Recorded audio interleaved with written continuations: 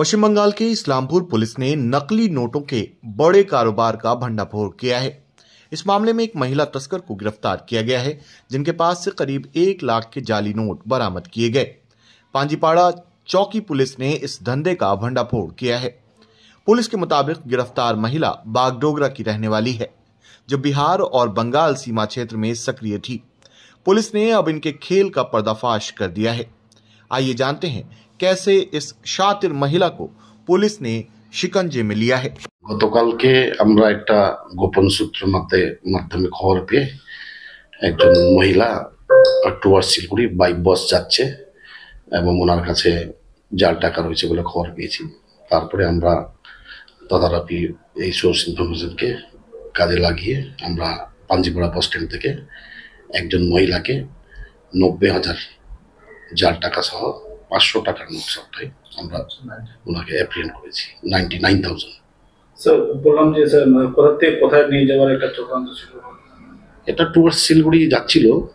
বাকিটা আমরা আজকে ওনাকে কোর্টে ফরওয়ার্ড করছি 14 দিনের রিমান্ডের প্রেয়ার দিয়ে।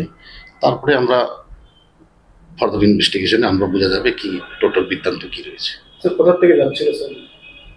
টুয়ার্ডস রায়গঞ্জ সাইড থেকে টুয়ার্ডস শিলিগুড়ি সাইড যাচ্ছি। স্যার এই বিহার বাংলা সীমান্তবর্তী এলাকা থেকে আপনারা এটা উদ্ধার করেন পাঞ্জিপাড়া, এর সাথে কি আরো কেউ যুক্ত রয়েছে চক্রের সাথে? সেটা তদন্ত চলবে, তদন্ত করার পরই এটা বলতে হবে। ওই মহিলার নাম স্যার জানা গেছে স্যার? নামটা আপনারা এটা অ্যাকচুয়ালি তদন্তের সাথে গোপন রাখা হয়েছে।